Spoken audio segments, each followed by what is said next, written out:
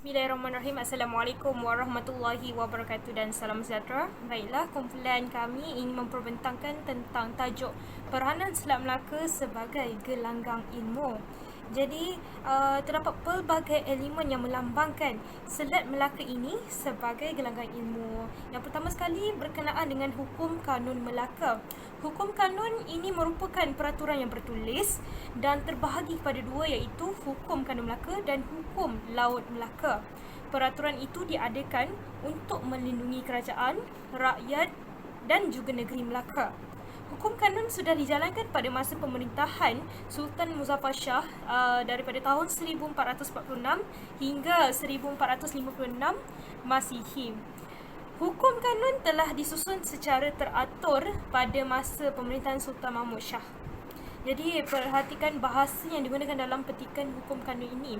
5 perkara yang tiada beroleh kita menurut kata itu melainkan raja yang kerajaan juga. Pertama, titah. Kedua, berparik. Ketiga, murka. Keempat, karunia. Kelima, anugerah. Maka segala kata ini tiada dapat kita mengatakan dia, dan jikalau orang keluaran berkata demikian, digocor hukumnya. Jadi fakta yang kedua berkaitan dengan hukum kanun Melaka ni ialah ianya mempunyai 44 bab yang meliputi perkara mengenai raja, tugas pembesar dan peraturan rasmi di istana. Selain daripada itu, ia juga mengandungi pelbagai bentuk hukuman kepada penderhaka dan pencuri. Contoh hukuman mati yang dikenakan kepada sesiapa yang mengingkari perintah Sultan dan membunuh tanpa kebenaran Sultan untuk menjamin keamanan Melaka. Jadi, ia menjadikan hukum syarak sebagai panduan semua bentuk peraturan berdasarkan ajaran Islam dan selari dengan taraf Melaka sebagai pusat penyebaran ajaran Islam yang utama di Nusantara. Sultan juga mempunyai pembantu untuk melaksanakan tugas kerajaan. Sultan contohnya penghulu bendahari sebagai pengutip cukai di pelabuhan. Jadi kita beroleh ke hukum laut Melaka.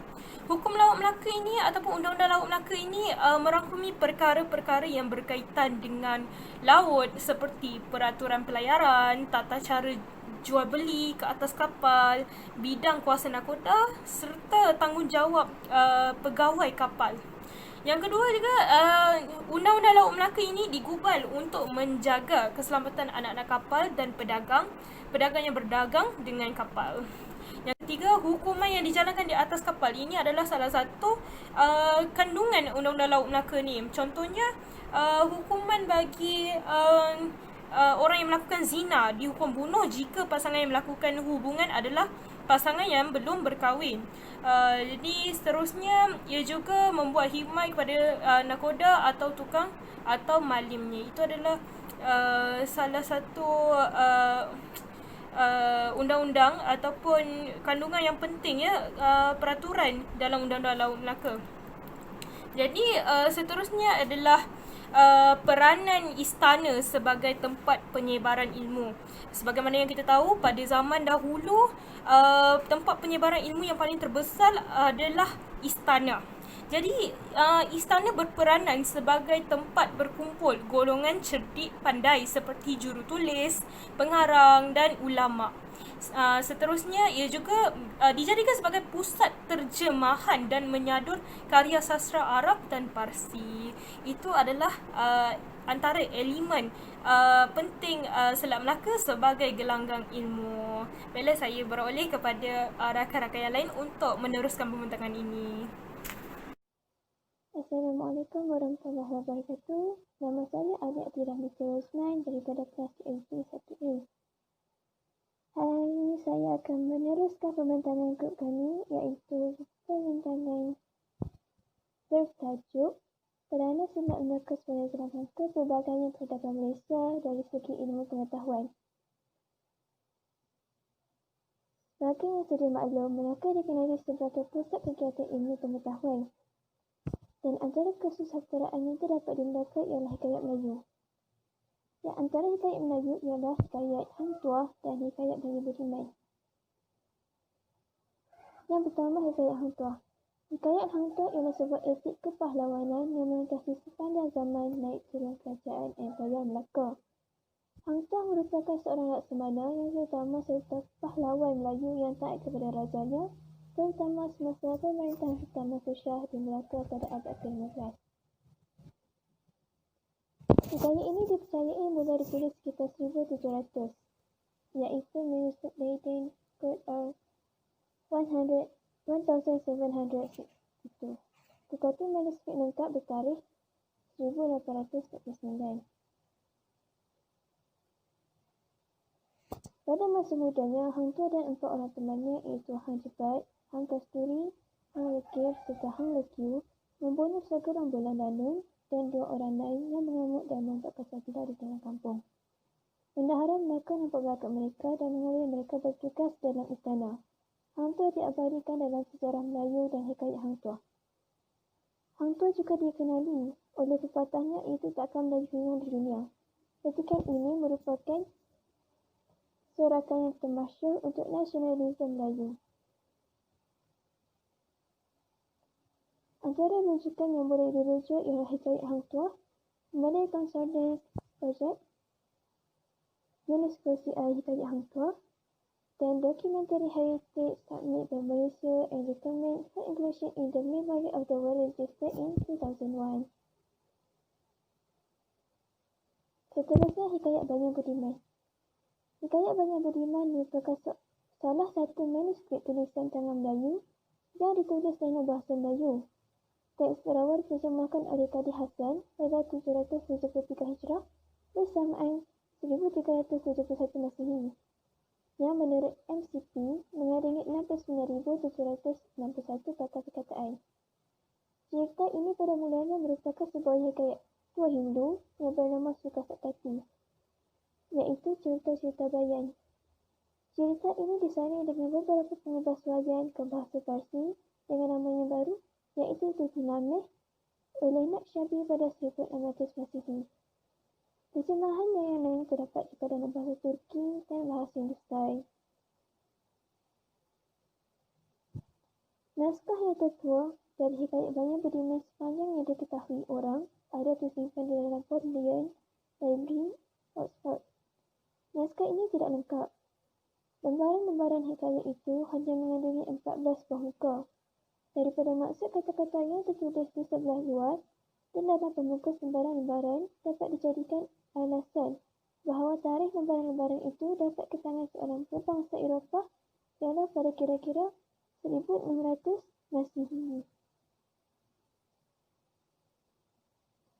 Antara rujukan yang boleh dirujuk ialah Malay Concordance Project Hikayat Banyak Budiman dan Hikayat Banyak Budiman di manuskrip Pustaka Digital Manuskrip Melayu. Sekian, terima kasih. Iaitu cerita-cerita bayan. Cerita ini disalin dengan beberapa pengubah swajan ke bahasa Parsi dengan nama yang baru, iaitu Tutinameh oleh Nakshabi pada 1600 Masihi.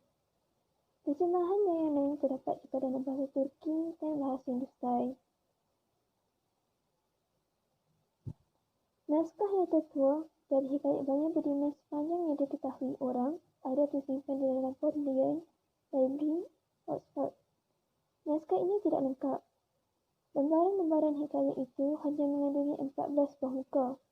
Daripada maksud kata-kata yang tertulis di sebelah luar dan dalam pembuka lembaran-lembaran dapat dijadikan alasan bahawa tarikh lembaran-lembaran itu dapat ke tangan seorang berbangsa Eropah ialah pada kira-kira 1600 Masihi.